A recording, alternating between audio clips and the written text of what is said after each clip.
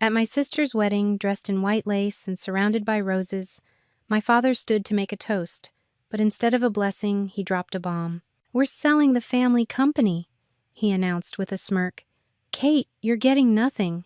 The entire room erupted in laughter, my sister, my brother, the in-laws, everyone. They thought I was the family disappointment, the invisible middle child, the one who ran away to chase a pipe dream in tech. I just smiled, raised my glass, and asked, "Who's buying it, Dad?" He answered with pride, "Everest Holdings. They're paying $50 million. And that's when I stood up, calm, collected, and maybe even a little amused. "I am Everest Holdings," I said, and the laughter stopped. What happened next shattered decades of favoritism, exposed embezzlement, destroyed illusions, and rebuilt an entire legacy. If you've ever been underestimated, dismissed, or told you're not enough by the very people who should have supported you most, this story is for you. Because success isn't just about money. It's about showing up when no one expects you to. It's about taking everything they thought they denied you and building something they can never take back. Stay with me. This isn't just a story about revenge. It's about power, family, and the moment you finally get to say, "I was never the failure. You just never saw me coming." My name is Kate Williams. I'm 42, a tech entrepreneur most people in this room wouldn't recognize, even though they've known me my entire life. I didn't come here to make a scene. In fact, I almost didn't come at all. But family obligations have a way of pulling you back, especially when they're laced with guilt, performance, and something just shy of cruelty. And tonight, under the soft glow of a $1,000 chandelier, at a wedding that cost more than I made my first 5 years in business, the ghosts of my past decided to perform one final act. The Williams estate had never looked more extravagant. Lush floral arrangements curled around the white trellises lining the garden. A string quartet played in the distance, their notes perfectly timed with the popping of champagne bottles. Everything about my younger sister Chloe's wedding was picture perfect. A magazine spread waiting to happen. Guests were handed monogrammed programs, waiters glided past with silver trays, and the air smelled like imported roses and generational wealth. I arrived alone. Not because I lacked invitations, but because I lacked the kind of relationships that would survive an event like this. I wore a navy blue dress, elegant, understated. Nothing that screamed for attention, though I knew better than to believe attention here wasn't always weaponized. The moment I stepped into the main garden, heads turned, not out of admiration, but curiosity. Whispers followed. A few polite nods, fewer genuine smiles. A woman with a clipboard, one of the wedding planners, I assumed guided me toward the seating. "You're Miss Kate Williams, correct? Right this way."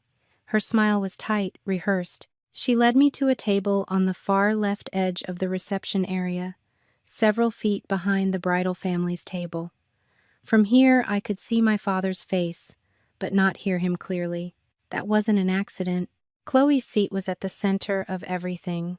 She looked radiant, glowing in her designer gown, arm in arm with her new husband, Kyle, whose parents I recognized from country club photos.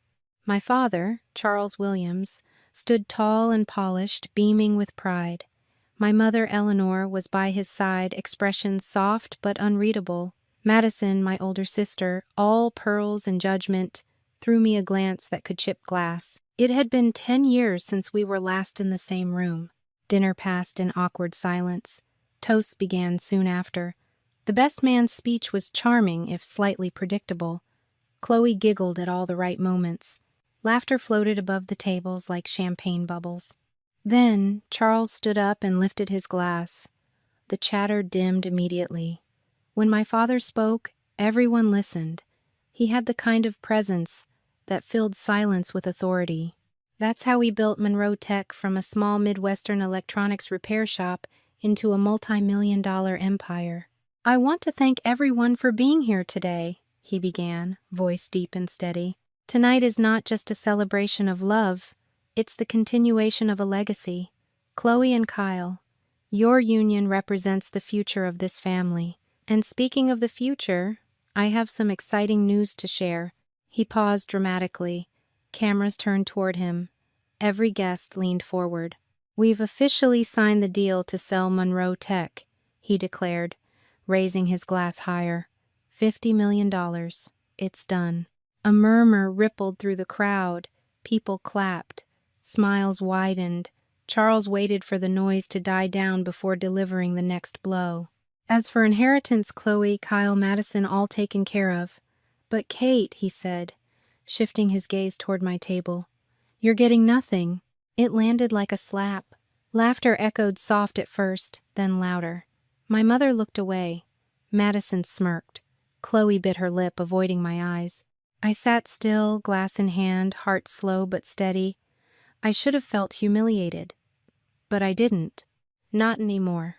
I stood up slowly, allowing the weight of the moment to settle before I spoke. "Dad," I said, voice clear but calm, "who's buying Monroe Tech?" He chuckled. "Everest Holdings, Silicon Valley firm. They move fast. Wrote the check this morning." I nodded, raised my glass. "Then allow me to say congratulations to myself." The silence was instant.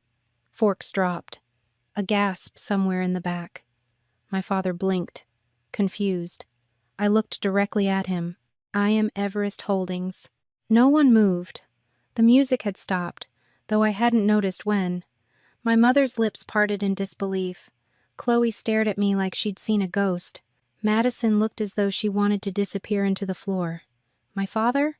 His jaw clenched. Pride dissolved into confusion. Then something else, something that looked a lot like fear. I sat back down, slowly. The glass in my hand didn't shake. Let them sit with it. Let them try to understand what just happened. Let them wonder how the daughter they erased had returned not to ask for a place at the table, but to buy the damn table herself. "Thank you." The silence after my announcement lingered like a fog, thick and suffocating. My father still hadn't moved. Chloe looked down at her hands. My mother's face, usually so carefully arranged, was pale and unreadable. But I didn't stand there waiting for applause. I didn't need it. I had never needed their recognition as much as I once thought I did. It hadn't always been like this. Or maybe it had, and I was simply too young to name it. Growing up in the Williams household was like living in a showroom. Everything sparkled on the outside: polished manners, pristine appearances, family portraits with perfectly coordinated outfits. But beneath the surface was a quiet calculation: who fit the mold and who didn't. Madison, the eldest, was the epitome of what my parents considered successful: beauty pageants, a finance degree she barely used, a husband with a last name that made headlines. Chloe, the youngest, was sweetness personified: blonde curls, doe eyes, a voice like sugar. Everyone adored Chloe. She could forget to do her chores or wreck the family car and still get a pat on the head and a warm chuckle. Then there was me. I wasn't graceful. I wasn't charming. I didn't speak when not spoken to. And I asked too many questions at the dinner table. But I was brilliant. By the time I was 10, I was tutoring 12th grade calculus. By 14, I was writing algorithms that would later be taught in Stanford lectures. My mind was my gift, and I thought it would be enough. It never was. When I was 16, I built a prototype for an inventory tracking software that could have saved Monroe Tech millions in manual labor. I remember presenting it to my father in the study one night, glowing with hope. I had printed out the mock interface, coded the back end, and even demonstrated a simulation.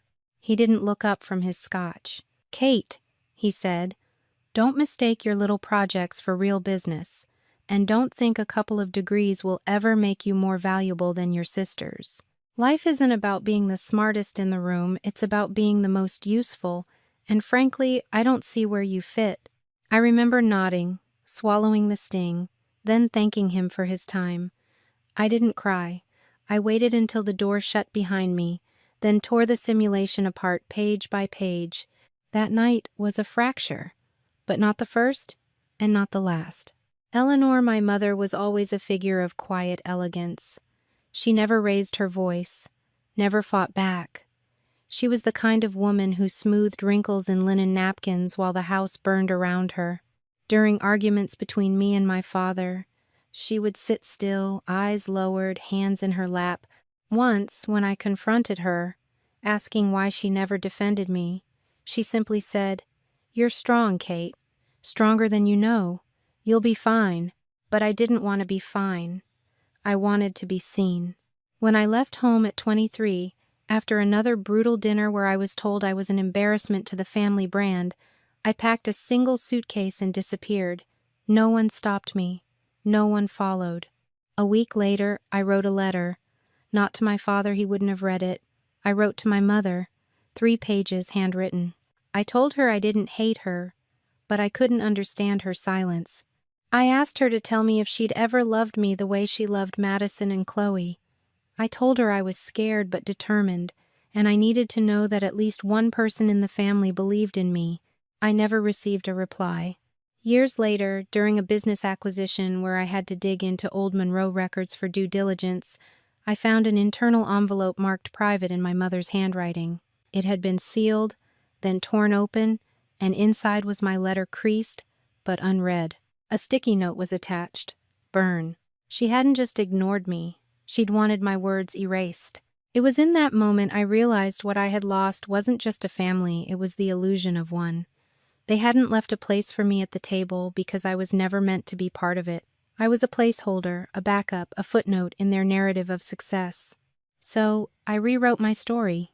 I stopped asking to be seen and started building something they couldn't look away from.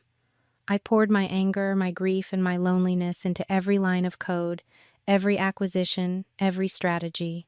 Not for revenge, not at first, but because it was the only place where I was in control, where no one could take credit for what I had done. And now, as I stood in that wedding hall, watching my father's eyes search mine for some kind of answer, I gave him none, because he'd taught me long ago. You don't have to explain yourself to people who've already decided you don't belong. You just have to let them watch. It wasn't just that they ignored me. It wasn't just that my mother never wrote back, or that my father dismissed every word I ever spoke as noise. The real wound came from the fact that when they finally decided to cut me off, they made sure it was public. There was no whisper behind closed doors, no quiet, awkward conversation. They waited for an audience and performed the humiliation like a well-rehearsed scene in their perfect little theater. A week after that dinner, where my father told me to leave the company, I walked out of Monroe Tech with a cardboard box and a security escort. No farewell, no resistance, no acknowledgement. I wasn't escorted out because I had broken rules. I was escorted out because I was no longer considered family. They didn't just remove me from my office, they erased me from the company directory that same afternoon. I didn't cry. Not then. I didn't scream or beg. I packed what little I had left, 2 laptops, 3 notebooks, and a handful of keepsakes and drove across state lines until the lights of the city disappeared behind me. The place I landed in wasn't glamorous. It was a detached garage behind a dilapidated duplex in a blue-collar suburb. The rent was cheap, the roof leaked in the rain, and the insulation was so poor I could see my breath every winter morning. There was a single outlet, a mattress on the floor, and a window that looked out onto a chain-link fence, but it was mine. I got a job the next day, moving boxes at a distribution warehouse. Minimum wage, 12-hour shifts. Every muscle ached, but the pain was something I could control. I showed up early, kept my head down, listened to the other women talk about their kids, their second jobs, their bad knees. No one knew my last name. No one asked. At night, I came home, stripped off my boots, and opened my laptop. I studied code like my life depended on it because it did. I taught myself new languages, read case studies, rewrote entire frameworks just to understand how they worked. I survived on instant noodles and black coffee. My heater broke twice that winter, and I built a portable unit from scrap parts just to stay warm. 3 months in, I built the foundation for a platform, one that could track supply chains in real time using predictive algorithms. It wasn't flashy. It wasn't meant to go viral. It was meant to work something Monroe Tech Systems never truly did. I started pitching the idea to investors. They didn't laugh. They didn't listen either. One VC told me I had a strong face for a woman in logistics, but lacked the charisma to lead. Another asked if I had a male co-founder who could walk them through the pitch. I was ghosted by 5 firms in a week. Then came the con artist. A man who promised me seed capital in exchange for equity signed the papers, smiled in photos, then pulled out just as the first server went live. I lost everything I'd scraped together. Months of code, weeks of preparation. My bank account dropped below zero. The night I realized I couldn't make rent, I stood in front of the mirror, gripping the edges of the sink like they were the only things keeping me upright. I looked awful. Gaunt, dark circles under my eyes. A scar on my wrist from an old soldering accident. My reflection didn't look like a failure. It looked like someone the world had forgotten. I remember whispering something to myself. I didn't shout it. I didn't cry. I just said it with a kind of cold certainty I'd never felt before. I will build this again, and this time, no one will stop me. That was the night everything changed. I started again from scratch, rewrote the entire code base. This time I built it better, leaner, cleaner, faster. I stopped asking for permission. I stopped sending pitches to men who wouldn't take me seriously. I started forming my own shell companies, bought domains, outsourced what I couldn't handle myself. Every dollar I earned at the warehouse, I reinvested. I didn't sleep more than 4 hours a night, but I wasn't angry. I wasn't even bitter. I was focused. Because sometimes, when you hit the bottom hard enough, you stop reaching for the hand that pushed you there. You start climbing your way out, quietly, with purpose. They had taken everything from me, my name, my role, my worth, but they'd made one mistake. They underestimated what an invisible child could become when no one was watching. It didn't happen overnight. Revenge, real revenge, isn't loud. It doesn't come wrapped in flames or fury. It comes slowly, like fog rolling in through a valley, unnoticed until everything is blanketed. That's how I built Everest Holdings quietly, relentlessly, under a name no one connected to the girl who once mopped warehouse floors just to keep the lights on. I didn't want them to see me coming. I didn't want the credit. I wanted control. The name came first. Eliza Stone.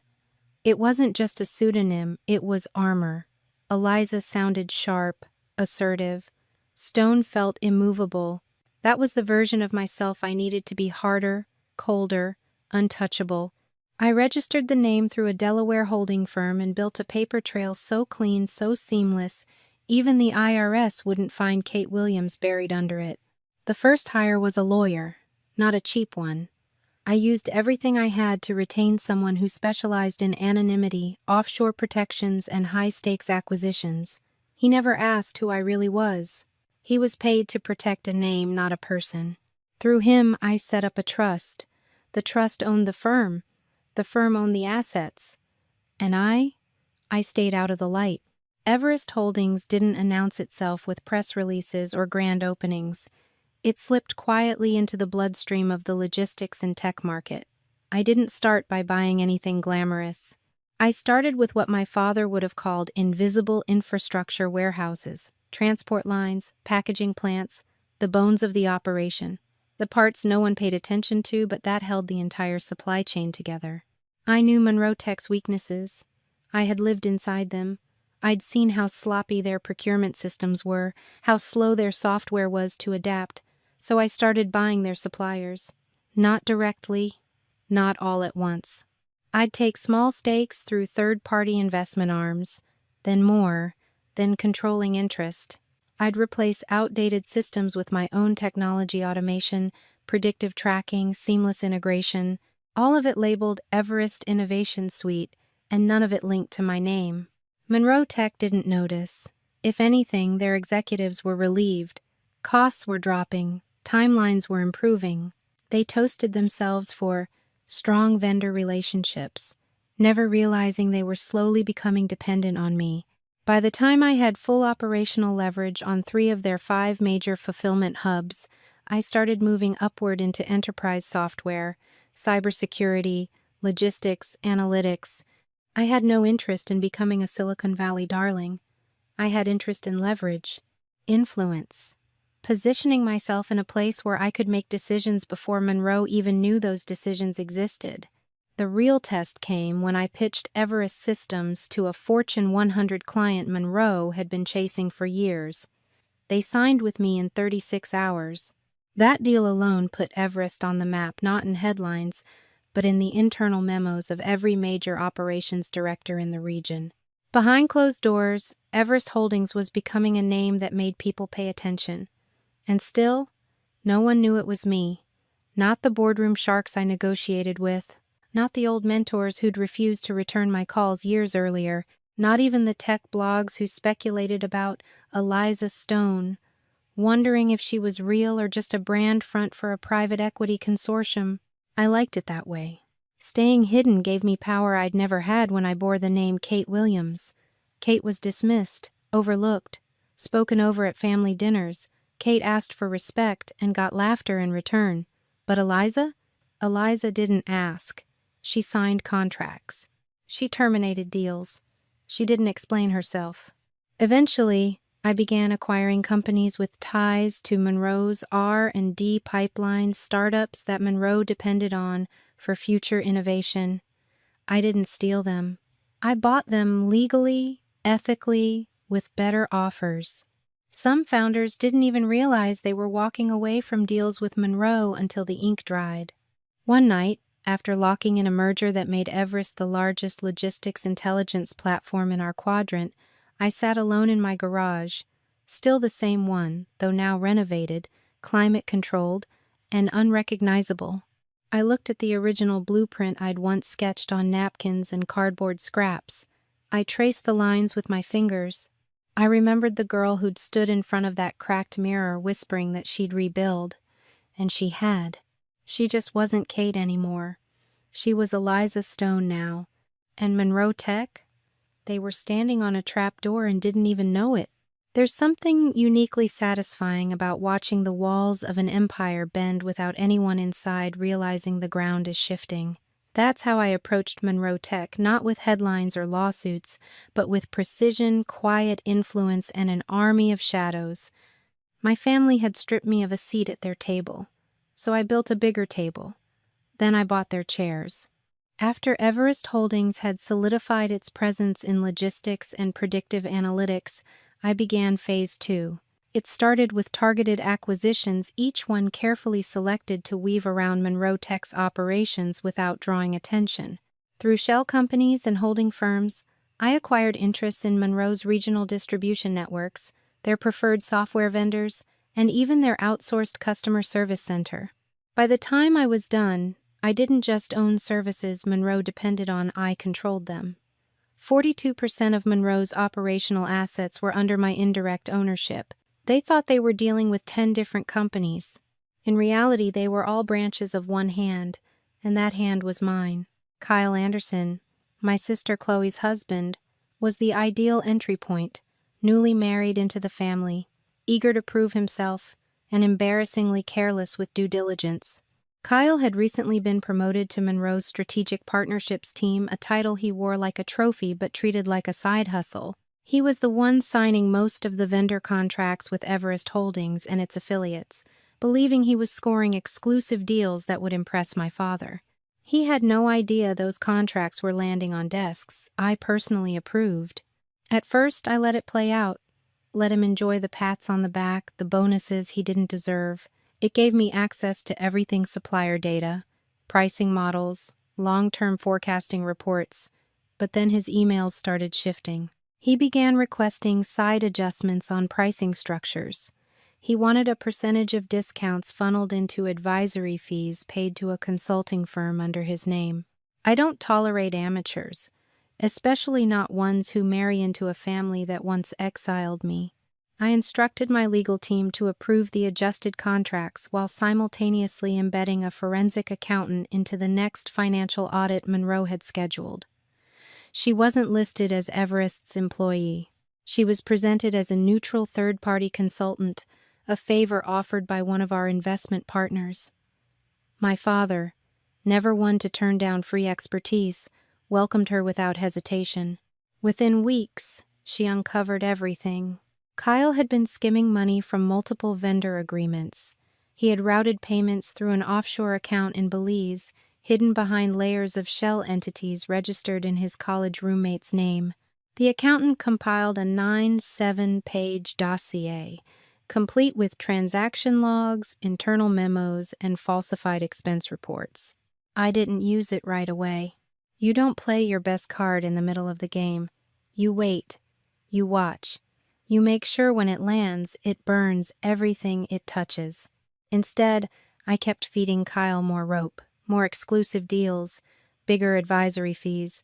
I wanted the paper trail to be undeniable. I wanted my father to see, with perfect clarity, the man he had chosen over me for his youngest daughter, the man he toasted at every dinner, the man he trusted with his company's future.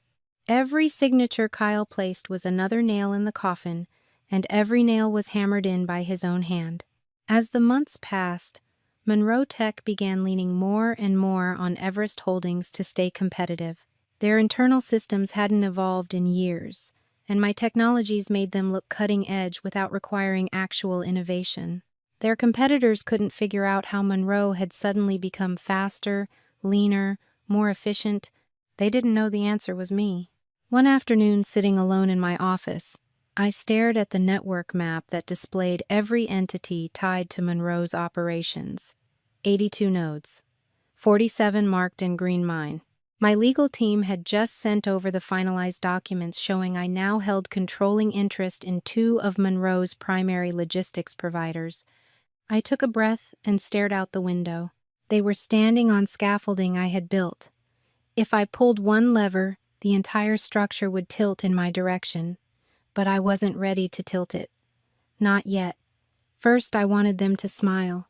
I wanted them to celebrate. I wanted them to think they had won. And when the fall came, I wanted it to feel like it came out of nowhere. I closed the dossier on Kyle and slipped it into a locked drawer, not because I was finished, but because I was only just beginning. The envelope arrived on a Thursday, heavy paper, cream-colored with embossed lettering and gold trim, elegant, expensive, just like everything Chloe touched. My name was printed on the front, no dear, no warmth, just Kate Williams in stiff calligraphy. I opened it slowly, expecting some performance of reconciliation, some dramatic flourish meant to suggest time had healed what it hadn't. Inside was the wedding invitation. Chloe Marie Williams and Kyle Anderson. Request the honor of your presence. At their wedding ceremony, it was the kind of language that screamed politeness without meaning it. Tucked beneath the invitation was a smaller card, hand-signed in ink, that looked rushed. It read, "You're welcome to attend the ceremony. Seating is limited for dinner, so we hope you understand." I didn't need translation. That was Chloe's way of saying, "You're not part of the inner circle, not family, not honored, just tolerated." A name checked off a list because the optics required it. I placed the card on the desk and sat in silence. A dozen thoughts flickered through my mind. I hadn't spoken to Chloe in years. The last time we were in the same room, she made a joke about people who peak in high school and looked directly at me. And now she wanted me at her wedding, not in celebration, but as an extra in her picture-perfect moment. My first instinct was to throw the invitation out. Let them think I was too proud, too wounded to show up. Let them keep their stories clean. But that night, while reviewing a late-stage merger involving Monroe Tech and a European defense contractor, something caught my eye. A footnote in a legal memo. One sentence. Pending final board vote on proposed equity sale to private buyer. A private buyer, $50 million, listed with Everest Holdings as the advisory firm. I called my legal advisor at once. He confirmed what I suspected. My father was preparing to sell Monroe Tech, finally cashing out after decades of empire building. The board had given conditional approval. All that remained was the final public announcement, and the deal was set to be revealed at the wedding. Suddenly, the invitation wasn't a formality, it was an opportunity. I stared at the card again. This time, not with bitterness, but calculation. I thought about the smile on my father's face when he'd make his toast, the certainty in his voice when he would announce the sale, believing his legacy was secure and that I had been erased from it. I thought about how satisfying it would be to dismantle that illusion not with rage, not with noise, but with undeniable fact. So, I RSVP'd. I instructed my attorney to assemble every legal document we had, the acquisition contracts, the vendor agreements, the binding memorandums of understanding that proved Everest Holdings already had operational control over nearly half of Monroe Tech's assets. We reviewed the signed commitments from the board. I highlighted the clause giving Everest veto power in the event of any restructuring. Then I called my assistant. "I want a contingency team on standby," I said. "Media, social audio, a publicia, and someone who can stream from their phone without drawing attention. If we need to go public, I want to control the narrative within 60 seconds. She didn't hesitate. Done. For weeks, I prepared in silence. Not just for an appearance, but for a reckoning. My wardrobe was selected with intention. Understated, elegant, strong. I wasn't going to show up looking like someone they pitied. I was going to look like the person they had no idea I'd become. On the morning of the wedding, I stood in front of the mirror. My reflection didn't flinch. I thought about the girl in the garage, cold and shaking. I thought about the warehouse floors and the broken contracts. And I thought about the silence my mother had given me when I begged to be seen. This wasn't just about revenge anymore. This was about reclaiming a story they had tried to write without me. I slipped the folder of documents into my bag, checked my phone for updates from legal, and walked out the door. Let them smile. Let them toast.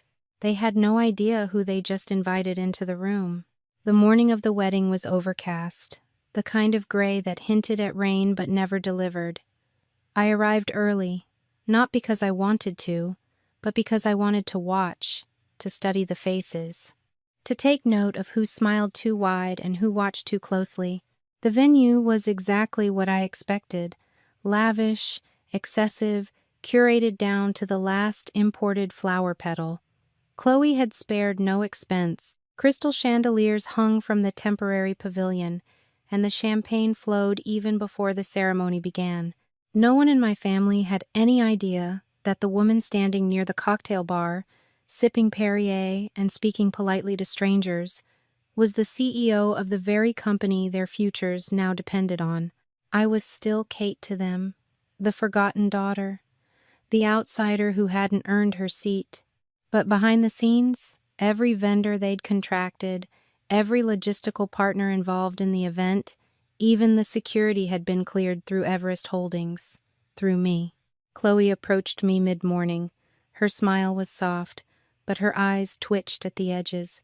Her hands, always so perfectly manicured, were clenched at her sides. "I'm glad you came," she said. The words were practiced. "Dad didn't think you would." I nodded. Neither did I. She looked like she wanted to say more, but stopped herself. Then, almost too quickly, she added, "Please don't make today about you." It wasn't a request. It was a warning. I studied her face. The smile faltered for a moment, just long enough for me to wonder. Did she know? Had someone told her? Or was it just the weight of my presence that unsettled her? Before I could press further, our mother swept in. Eleanor was a vision in navy satin, hair pinned high, her posture more rigid than usual. She stood between us like a curtain drawn across a stage. "Kate," she said, voice low but firm, "this is not the time for drama. I know you enjoy being different, but this is your sister's day. Try not to embarrass us." Embarrass them. That had always been the fear, hadn't it? Not that I'd fail, but that I'd fail publicly. Or worse, succeed in ways they couldn't explain. I said nothing, just smiled and stepped back. But the seed was planted. Chloe's nervousness, Eleanor's control. Something wasn't right. Later, while I stood near the back patio to take a call from my assistant confirming the media team was in position if needed, I heard a familiar voice. "Is that really Kate Williams?" I turned to see Lena Foster approaching, heels clicking against the stone path. She wore tailored white slacks, sunglasses perched in her hair, and the kind of quiet confidence only venture capital could afford. We hadn't spoken in years, not since Stanford, but I knew she held a 2% equity share in Everest, a legacy position I'd allowed out of respect for her early belief in the product, long before I had power to reward or punish loyalty. "Lena," I said, "you wear Eliza well," she replied, smiling. "It's almost like Kate never existed." The words hung in the air like smoke. I didn't answer. I didn't need to. She leaned in slightly. "You know they're circling, right? The investors. They're happy now, of course. Profits speak louder than people. But once Monroe is absorbed, the question becomes, who's holding the steering wheel?" Mit Hergeze. Lena tilted her head. "Just remember, ghost or not, even shadows have enemies, and some of them wear your name." Then she walked away, leaving the scent of perfume and power behind her. I stood still for a moment, the noise of the party folding around me. The message was clear. Chloe may not have known who I really was, but someone did, maybe more than one, and they weren't just watching, they were waiting. This wasn't just a family reckoning. This was the beginning of a larger war, and I would fight it with the same silence I'd used to build everything. Until it was time to speak. The reception hall shimmered under a canopy of gold light. Glass clinked. Laughter swirled between centerpieces and champagne towers. Somewhere, the band began to tune up for the father-daughter dance. But something in the air shifted the moment Charles Williams stood from his chair at the head table. His expression was smug, commanding, even proud. A man about to deliver a grand finale. He held his glass with that same rehearsed charm he'd used at board meetings, birthdays, and branding campaigns. "I want to thank you all for being here today," he began, voice booming through the microphone. "A day to celebrate love, of course, but also legacy." Chloe, radiant in her wedding gown, reached for Kyle's hand. Madison leaned in with her trademark smirk. Eleanor didn't look up. Her gaze was fixed on the linen folds in her lap. "As many of you know," Charles continued, "our family business, Monroe Tech, has been my life's work. And now, after long consideration, I've decided to begin a new chapter." He paused dramatically, letting the silence draw attention. "I've sold Monroe Tech." Gasps rippled across the room, but Charles smiled through them, like a magician unveiling the trick he'd been hiding in his sleeve. "To Everest Holdings," he said proudly. $50 million. A new future for the company and for the family. Polite applause broke out. Chloe clapped daintily. Madison gave a slow nod of approval, whispering something to her husband that made them both laugh under their breath. Then came the punch. "Kate," Charles said, scanning the crowd until his eyes landed on me, "I know you're here. I thought it was best to say this plainly. You'll be receiving nothing." Dead silence. Even the waitstaff froze. His voice was calm but surgical. "I made this decision not out of malice but clarity. You've chosen your path, and the family has chosen theirs. Let's consider this clean." I stood slowly, my napkin falling from my lap. "I see," I said softly. All eyes turned. I could feel the room tighten. Whispers darted like insects through the air. My fingers closed around the stem of my glass as I walked toward the center of the hall. "You said you sold Monroe Tech to Everest Holdings," I repeated. Charles nodded, sensing a challenge. "I did. You were never involved, so I don't expect you to understand the details." I raised my glass. "No, Father, I understand perfectly." And then I looked straight at him. "I am Everest Holdings." The words dropped like stones into water. The room didn't gasp, it stopped.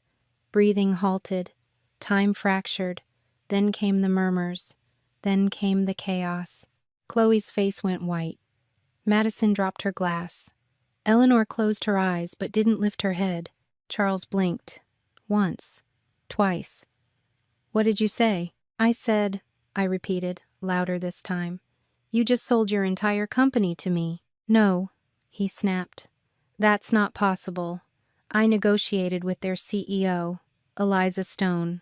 I reached into my clutch and pulled out a folder. Thick, embossed, legal. Eliza Stone, I said, is a name I created to build something you never believed I could. Gasps again. Phones were coming out. People were filming. You didn't vet your buyer. You didn't look past the paperwork. You were so eager to get me out. You never imagined I'd be the one holding the pen. Charles was shaking now. This deal isn't binding. I'll revoke it. I turned to the back of the room.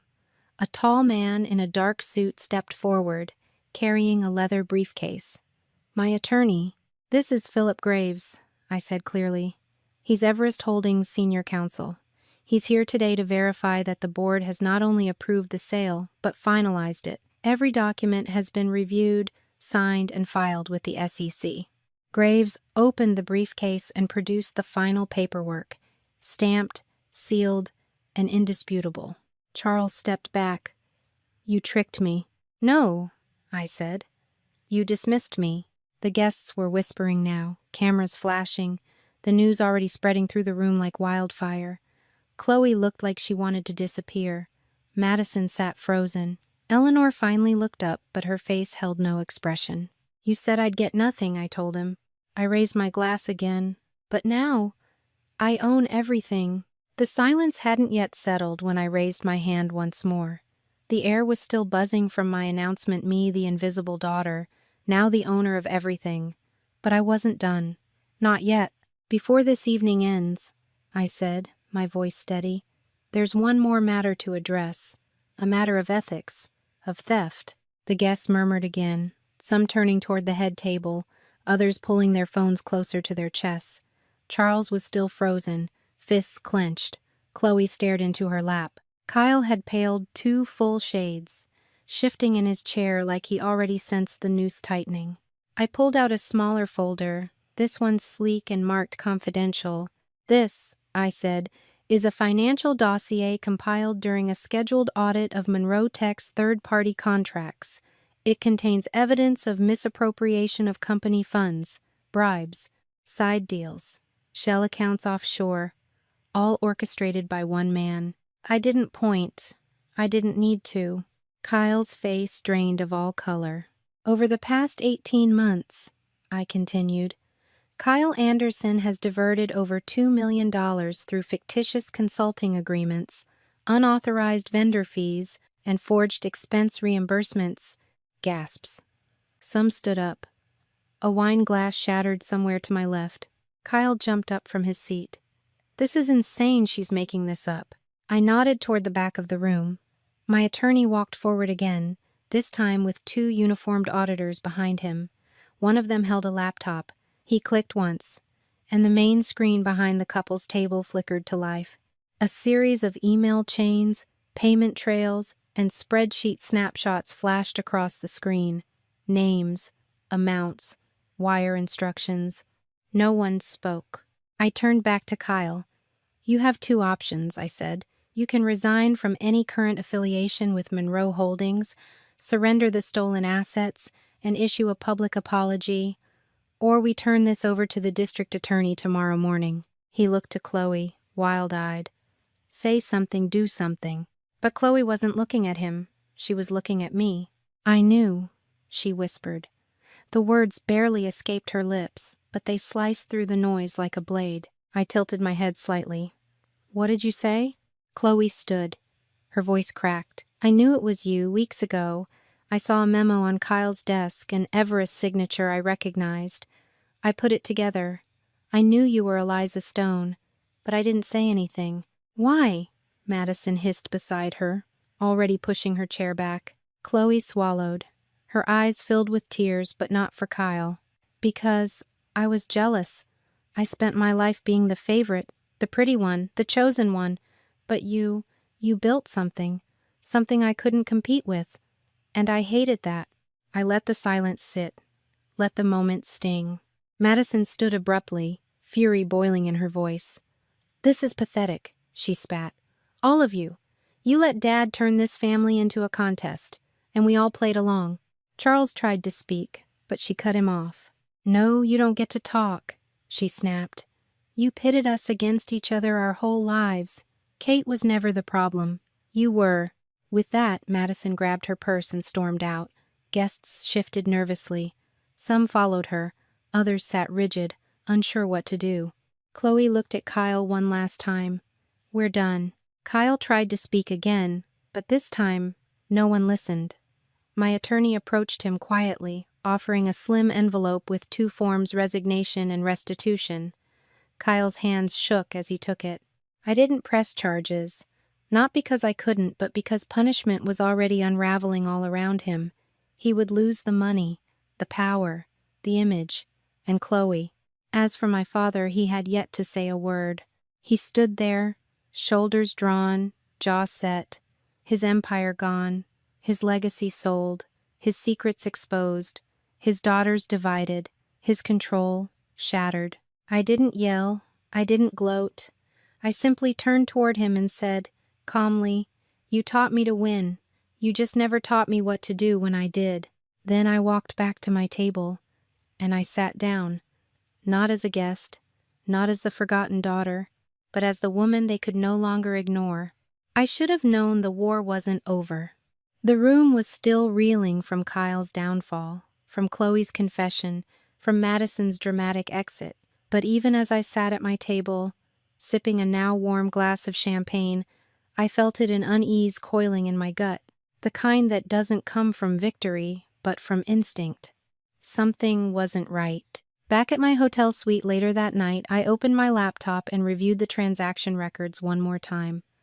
Every contract, every signature, every amendment to the Everest Monroe acquisition, the deal was airtight, or at least it had been.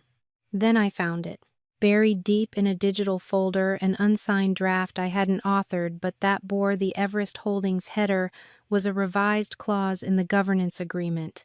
It read like legal noise unless you knew what to look for, a conditional voting restriction. It stated that in the event of a board conflict initiated by any director holding more than 40% of assets, that member's vote would be suspended pending arbitration. In plain terms, if I ever challenged a board decision publicly, I'd lose my vote, my power. I froze. I hadn't approved this clause, nor had the official board voted on it. I scanned the document's metadata. Last editor, Lena Foster. Timestamp, 3 days before the final signature date. Suddenly, her words from the wedding rang louder in my head. Even shadows have enemies. She knew I'd win, and she had planned for what came after. The next file confirmed it. An internal memo between Lena and Charles, yes. Charles outlining a contingency plan to slowly shift control back to original stakeholders once the sale was complete. Their strategy relied on me believing I had won, while they quietly maneuvered behind the scenes to box me out using my own legal structure. And then I saw the mistake. The memo referenced a version of the contract that was never filed. Charles had sent the wrong one. The board had signed off on the earlier draft, my version. No hidden clauses, no trapdoor. The mistake was stupid, human, but it was enough. Within an hour, I had my legal team on a secure call. I presented the evidence, the timeline, the metadata, and the paper trail. Every message Lena had exchanged with Charles. Every draft they tampered with. "We need to act now," I told them, before they realized their version didn't go through. We called an emergency board meeting. The next morning, Everest Holdings directors gathered via encrypted conference. Lena dialed in from New York, her tone breezy until she saw who else was on the call. Charles joined too, clearly confident, dressed like a man ready to reclaim his throne. I let them speak first. I watched Lena glide through corporate jargon, praising the smoothness of the Monroe acquisition. Charles even offered to stay on in an advisory role, suggesting his experience would be invaluable in integrating the two firms. When they were done, I shared my screen, and I dropped the hammer. I displayed the altered draft, then the metadata, then the internal memo. I zoomed in on the timestamp of Charles's mistaken email. "You sold me Monroe Tech," I said calmly, "but you tried to poison the well before the ink dried." Lena was silent. Charles tried to sputter a denial, but the evidence spoke louder than his panic. My lead counsel addressed the board next. These are clear grounds for breach of fiduciary duty and attempted fraudulent interference with shareholder governance. A vote was held. Swift. Unanimous.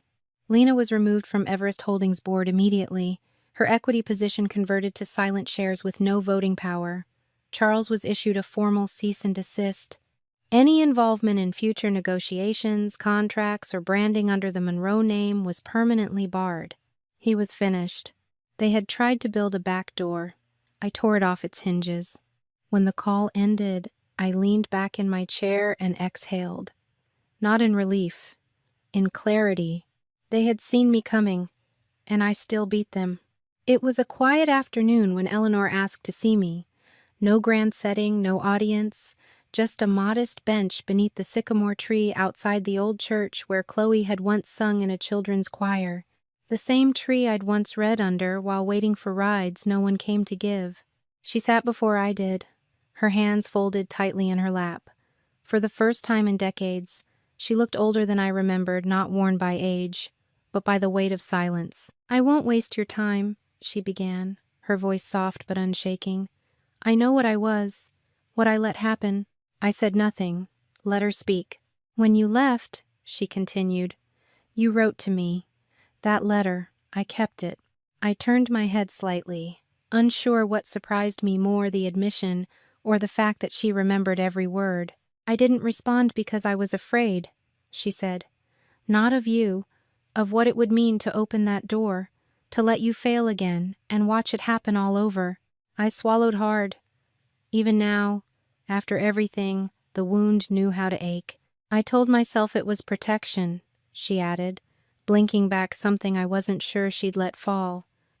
"But it was cowardice, the kind that cloaks itself in motherhood but serves no one." I waited, the wind nudging between us.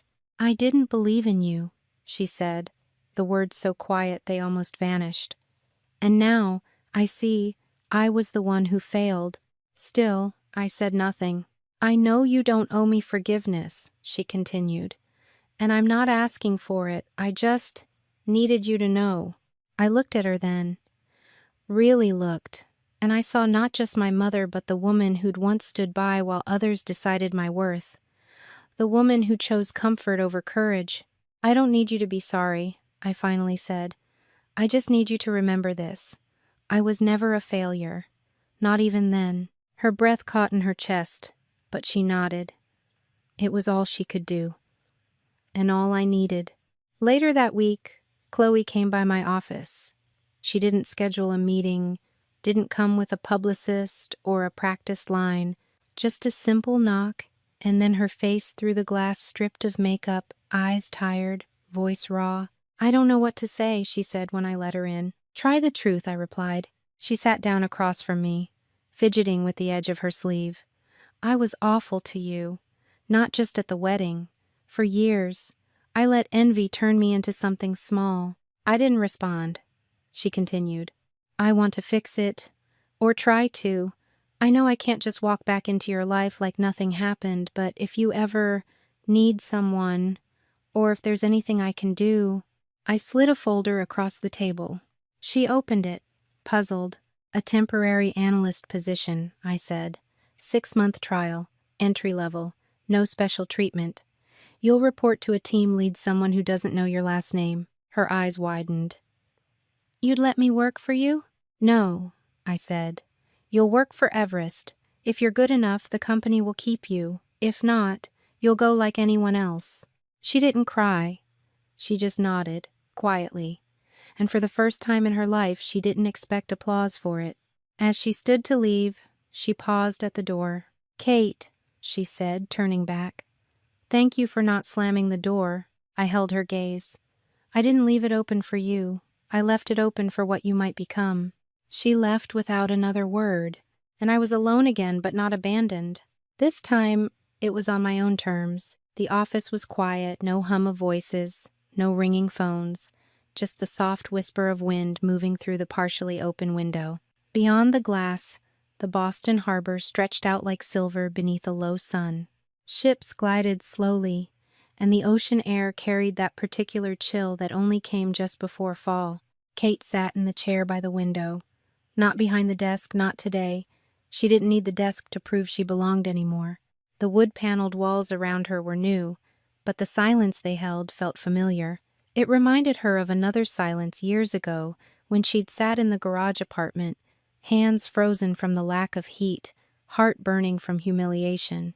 The day her father had told her she wasn't welcome, that her ideas were foolish, that her education, her voice, her presence meant nothing. She had held on to that moment for a long time, not out of bitterness, out of precision, out of memory, the kind that doesn't weigh you down but keeps you sharp. In the months since the wedding, everything had changed. Everest Holdings wasn't just her company now, it was a force, a name whispered in every corner of the tech world, in boardrooms where once only men who spoke her father's language were allowed. The Monroe name had become a line item under a larger structure, no longer his empire, no longer his to weaponize. She turned her gaze from the ocean to the table in the center of her office. A conference table, sleek, dark, modern. 10 chairs surrounded it. 9 were empty. Later that afternoon, a new group of department heads would take their places there. Leaders Kate had chosen. Some young, some older. One of them was Chloe. She had been on time every day since starting her trial. Polite, quiet, learning. Kate didn't favor her, didn't protect her. She offered no shortcuts. Because now, she knew. Fairness didn't mean softness. It meant clarity, boundaries, truth. A knock came at the door. Her assistant poked her head in. "Boardroom's ready when you are," Kate nodded once. 5 minutes. When the door closed, she stood, walked to her desk, and opened the drawer where she kept only one thing, the letter she had written to her mother all those years ago. The one Eleanor never answered. She didn't reread it. She didn't need to. Just knowing it was there, unopened for so long, had once felt like abandonment. Now, it felt like proof. Proof that she'd built it all without needing to be saved. She placed the letter back in the drawer, shut it gently, then turned to face the room. This place, this office, this tower, this name, none of it was about revenge anymore. It was about reclaiming the story. Kate straightened her shoulders, crossed the room, and placed her hand on the boardroom door. She paused, not out of hesitation, but to remember the girl who sat at the kids' table during family dinners while her siblings toasted champagne with their father. To remember the hallway seat at Chloe's engagement party. To remember every time someone said she wasn't enough. She opened the door. One by one, the team began to rise as she entered, not out of fear, not out of obligation, but out of earned respect. Kate took her seat at the head of the table. She didn't need validation anymore. She didn't need them to say sorry. She didn't need their applause. She had something better. Control, legacy, truth. And as the meeting began, she allowed herself just one final thought, quiet, cold, and crystal clear. I didn't come here to take revenge. I came to reclaim the seat they refused to give me. The story you just heard isn't just about revenge. It's about reclaiming a place that was denied, about rising through silence, not spite. Kate didn't need fire or fury to get even. She used precision, resilience, and truth. And in the end, that was more powerful than anything her family ever expected. How many of us have been overlooked, underestimated, or cast aside by the very people who should have lifted us up? Kate's story is for every silent fighter, for every person told they weren't enough, for everyone who sat at the edge of the room while others took the spotlight. If this story struck something deep within you, if it made you feel seen, vindicated, or even just quietly empowered, then we want to hear from you. Leave a comment below. What would you say if you finally had the chance to sit at the table they never let you near? And don't forget to subscribe, because this isn't the last story we'll tell about those who rise from the ashes and rebuild the fire themselves.